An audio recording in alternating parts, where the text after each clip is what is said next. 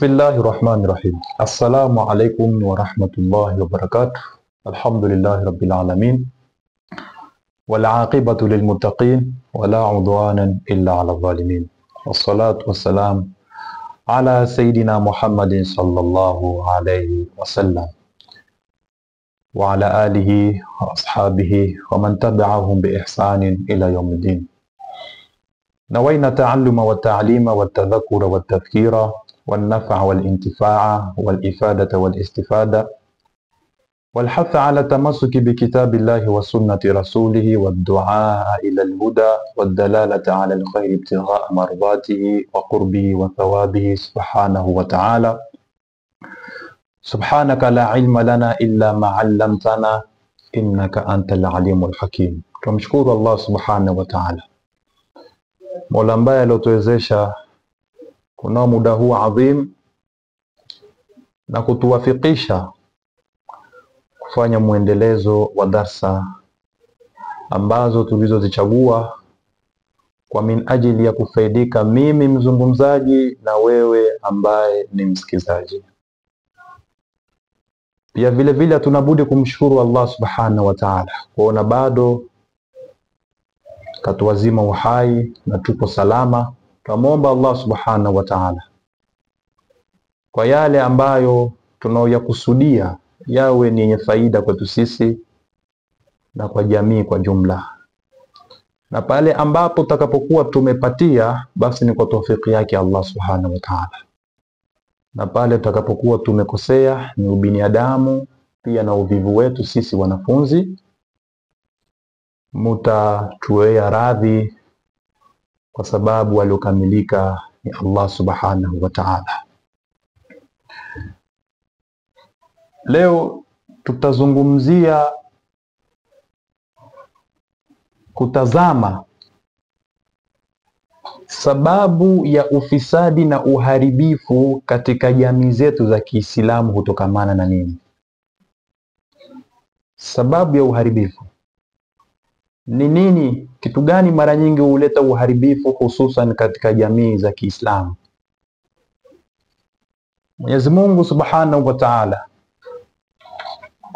kiumbe kinachoitwa binadamu, wakati anafikiria kukiumba, malaika waliweza kumtaka Mungu asiumbe, wakimwonyesha kuwa wenyewe wanatosha kumwabudu, wanamsabih, wanafani, lakini Mungu akamwambia mimi ninajua kile ambacho nyinyi hamjui. Mwanadamu akawa amekamilishwa katika ubora wake na Allah subhanahu wa ta'ala, akaweka misingi ambayo ikawa ni yenye kutusababishia sisi kufikia pazuri na kusuluhisha mambo yetu na kutengeneza jamii zetu. Kitu cha kwanza ikawa ni elimu. Elimu hii ambayo iliyofanya wakaamrishwa malaika kumsujudia Nabii Allah Adam. Elimu hii ambayo Mtume Muhammadin kabla ya kupewa utume, amri ya kwanza aliweza kuamrishwa ni amri ya kusoma, ikiwa ni Iqra. Hichi ni kichwa cha habari katika maisha ya kila mja, elimu. Huu mwanadamu yamtaz ansairil hayawan, huyu amezidi hayawani zingine daraja kutokamana na elimu, kwa sababu mwanadamu na sairil hayawan wanashirikiana katika baadhi ya mambo ila elimu, na elimu ikawa ni muongozo. Ndio maana Mtume akaambiwa soma kwanza na kumsisitiza asome, kapewa amana ya kuja kulingania umma. Ndio shair tumbia huwa alilmu alhadi ila sananil huda, elimu ni elimu yenye kuongoza mpaka kwenye njia za uongofu. Sanan tafsiri kuwa ni bendera ama tafsiri kuwa ni njia. Huwa alhisnu, asili ya elimu ni ngome, ni ngao.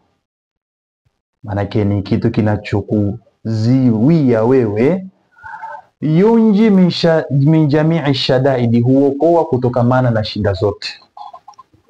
Fa inna faqihan wahidan, hakika mwanachuoni mmoja, mutawarrian, mwenye kujichunga, ashaddu ala shaitani min alfi abid, ni mkali zaidi juu ya shetani kuliko wenye kuabudu 1000.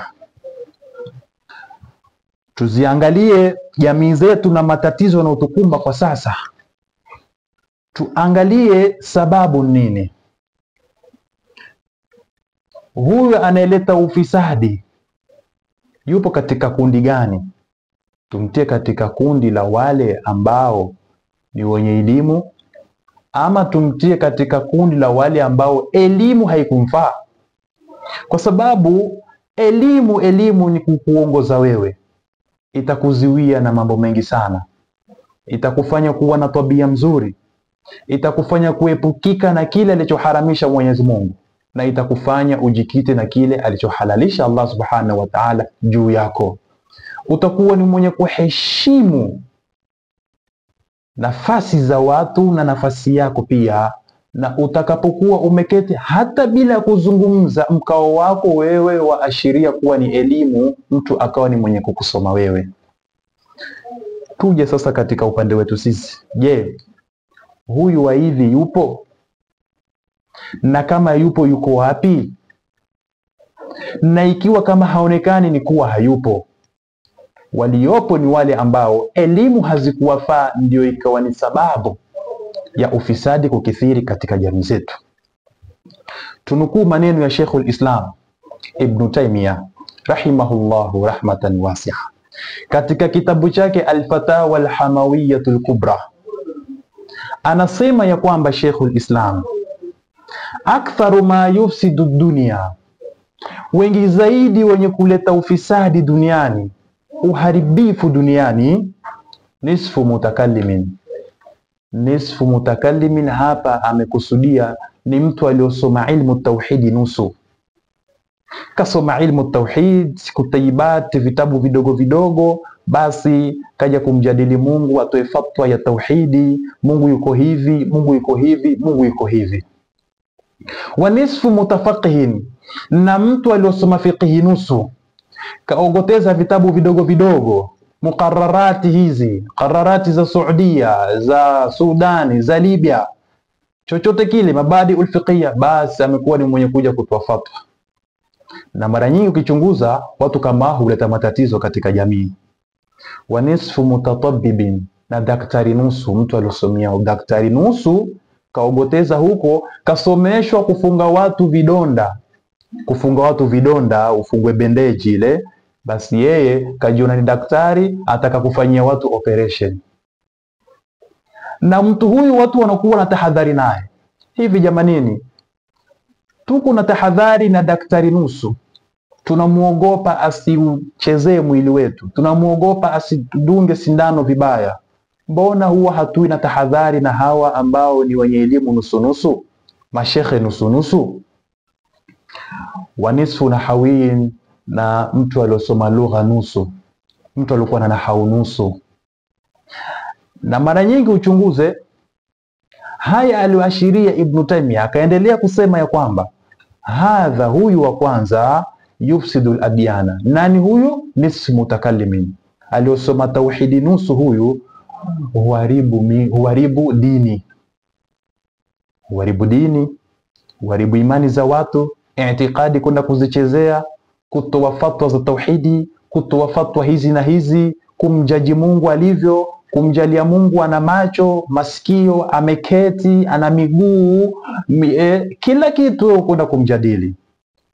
Wa hadha, na huyu wa pili, yufsidul buldana, huyu aliyosoma fiqhi nusu, taharibu miji, taenda kutoa fatwa za mirathi, fatwa za kuoa, fatwa za hivi, fatwa za eda, fatwa za talaka, takwenda kuharibu miji. Wa hadha, na huyu ambaye ni nisu mutatabibi, yufsidu al-abdana, huharibu viwili vya watu, huharibu miili, takwenda kuwakata ovyo nyinyi. Wa hadha, na huyu wa mwisho ambaye ni nisfu nahawiyin, yufsidu lisana, huharibu ndimi, huharibu lugha, kumjalia fa'il kuwa ni maf'ul kuwa ni majrur, kumleta huku hajui huu ni mubtada au ni khabar, huu ni yupi, hukumu ya huu ni fataha ende kumtia kasiri, hukumu ya chunguza yote haya. Mara nyingine pia fujo tulizokuwa nazo, mizozo, kebei, chuki, matusi, kutokamana na hizi elimu msunusu. Na hususan naielekea pia jamii ya Burundi. Hatuna vipimo sisi vya kumjua msomi nani, bali tunajaalia kila apandaye mimbarini ni mwanachuoni, kila apandaye mimbarini kutoa hutuba, huyo ni mwanachuoni. Kisha tuna kipimo kingine, kila aliyohifadhi Qur'ani pia ni msomi, huyo ni hafidhi bwana. Kuna alim na hafidh. Huu kahifadhi Qur'ani, pengine alihifadhi kitu hata hajui maana yake, maskini ya Mungu. Atakwenda kwenye mashindano ya Qur'ani, akitoka huko aje na yanapewa mimbar, wewe ni shekhi bwana, na yeye anaanza kufutu hapo masala. Hawa ndio wanaotia ufisadi na uharibifu katika jamii zetu. Mtume Muhammad sallallahu alayhi wasallama alitufunza akhlaq ya Uislamu na kutufunza nidhamu iliyokuwa kamili. Licha ya kuangalizia mafunzo, kichwa cha habari, jina la dini yetu pia huashiria amani. Al-Islam, amani. Tena al-Islam kuleta amani ni masdar iliyotokamana na fi'li ya aslama, yuslimu islaman. Kisha wewe mwenye dini ukaitwa kuwa ni muslimun. Muslimun ni ismu fa'il ya fi'li ambao ni aslama, manake wewe ni mwenye kuleta amani. Amani gani unaoileta wewe Muislamu? Panapotokea mashakil maalum yanayojulikana, hali mashakil yatatuliwe, njia ipi unaotumia kwa kuleta amani wewe, kama jinsi dini yako ilivyokuamrisha? Katika moja hadith taipata katika sahihi ya Imam Bukhari na sahihi ya Imam Muslim, aliyopokea Imam Bukhari na Muslim kutoka kwa Abdullah ibn Amr, hadithi maarufu inayotufunza tasawuf na kutufunza akhlaq. Tasawuf ni tabia mzuri. Mtume anasema almuslimu, mtu mwenye sifa ya kuitwa Muislamu, man salima almuslimuna, ni yule ambaye Waislamu wanasalimika min lisani, kutokamana na ulimi wake, wa yadihi, na mkono wake, walmuhajiru man hajara ma naha Allahu anhu. Mimi nataka hicho kipande cha Muislamu ambaye sifa kamili ya kuwa wewe ni Muislamu ni watu wasalimike kutokamana na ulimi wako, watu wasalimike kutokamana na mkono wako. Kipi unachokiongoza wewe tunaikutazama? Pengine tutaweza kukuona wewe ni msomi. Haya, matengenezo gani unaoyafanya katika jamii yetu sisi Waislamu? Na watu kama hao wanaleta matatizo makubwa sana katika jamii zetu. Tunakuwa ni wenye kutukana, tunakuwa ni wenye kudharauliana, wenye kuvuliana heshima baina yetu. Na unakuta da'wa zetu pia vile vile zina mambo matatu peke yake. Malengo ya Mtume Muhammad katika kufikisha Uislamu ni kuona umma kipande kikubwa ni Waislamu tu. Unaambiwa hata ilipokuwa ikimpita maiti ya Kiyahudi ambayo haikupata rehema yake yeye Mtume kuingia katika dini, Mtume alikuwa akichukizwa mpaka uso wake unakuwa mwekundu. Anasema huyu amenishopoka, hakuipata rehema yangu huyu. Sasa wewe ambaye uliambiwa balighu anni walau aya, hii ni kazi yetu. Kazi kubwa ni kumvutia yule asokuwa Muislamu aingie katika dini. Tuko na da'wa gani sisi ambazo tutaweza kuzinasibu kuwa hizi zafaa katika jamii, hata yule asiokuwa Muislamu anaingia katika dini, bali da'wa zetu zatoana katika dini. Da'wa zetu sisi zinakwamisha dini, da'wa zetu sisi hazisongeshi dini, ipo pale pale. Tuzitengeneze nia zetu tunapokuwa tumetoka kuitafuta elimu. Elimu kwanza humfaa mtu, kisha ndio ikafaa jamii. Na Mwenyezi Mungu Subhanahu wa Ta'ala, ingelikuwa ukali kufanya tashdid katika jambo, basi angelianza kumfunza mtume wake. Lakini angalia, mtume alifunzwa hata kulingania watu, ud'u ila sabili rabbika bilhikmati walmaw'idhati alhasana. Lingania kwenye njia ya Mola wako kwa hikma, busara ndio yahitajika. Walmaw'idhati alhasana, na mawaidha lokuwa mazuri. Mawaidha tuliokuwa nayo sisi si mazuri katika jamii. Hikma tulizokuwa nazo sisi hazifikii katika pasenti ya kuonekana kuwa hii hikma imetumika. Lakini sisi tuache kwanza yule asiokuwa Muislamu, sisi kwanza wenyewe ambao ni Waislamu tunatoana katika dini. Sisi kwanza ambao ni Waislamu haturekebeshani hiyo kwa mawaidha ambao ni mazuri. Kabla ya kumpa mtu haki, kwanza mpe amani. Kabla kumpa mtu haki, mpe kwanza amani. Usimpe mtu haki, aweza kuwa mtu amepotea, wataka kumpa haki kumuongoza, wataka kumpa uongofu. Dini yasema hivi, Mungu kasema hivi, dini yetu yatuamrisha hivi, wewe umekosea. Kwanza mpe amani, ajisikie kuwa ni mwenye kupokea hiyo haki yako utakayokuwa unataka kumpa. Lakini sisi tutanguliza matusi, tutanguliza kashfa, tutanguliza kukusudia. Mwingine mtu haswa hutunga tu khutba, anataka kumkusudia fulani kumjibu. Sisi wengine mtu huanda khutba nzima swa ataka kushambulia kitu fulani.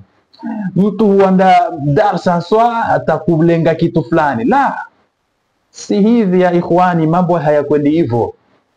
Tunahitajika sisi pale tunapojiita yale majina tufanane nayo. Sisi twajiita Ansar Sunna. Je, tunusuru sunna? Sisi twajiita ni masalaf, twafuata watu wema waliotangulia. Watu wema waliishi tunavyoishi sisi. Sisi twajinasibu kuwa twafuata kitabu na sunna. Sisi ni ahlu sunna wal jamaa. Sisi sijui ni hivi na hivi. Sisi majina matamu tunajipa, lakini je, namna tulivyo tupo sahihi na majina haya ambayo tulio ya kusudia kujiita? Ibnul Qayyim ana maneno katika Madarijus Salikin mujalladi wa kwanza safha ya 384, anasema ya kwamba, na hapa tulichunguze hili, tutalazimika tutaje baadhi ya watu ambao tunaona ndio wanaleta vurugu na fujo katika jamii zetu za Kiislamu, hususan watu ambao wengi wao wanaotoka kusoma katika miji ya Waarabu, hususan mji wa Saudia. Hawa wanaotoka kusoma Saudia, hawa ndio wanaoleta ufisadi katika jamii zetu. Ibnul Qayyim al-Jawzi rahimahullah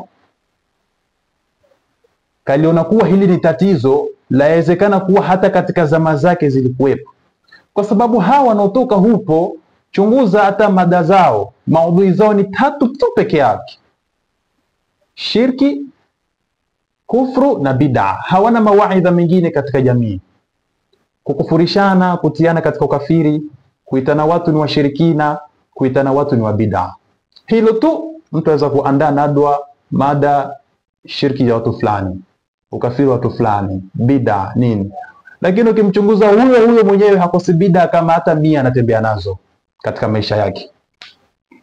Ibnul Qayyim ana maneno anasema, at-tasarru' ila takfiri wal-la'ni, kufanyana uwepesi, kukufurishana na kulaani, kupeana laana, kupeana ukafiri, watafsiq, na kupeana ufuska. Hawa ni mafasiq, hawa ni wachafu.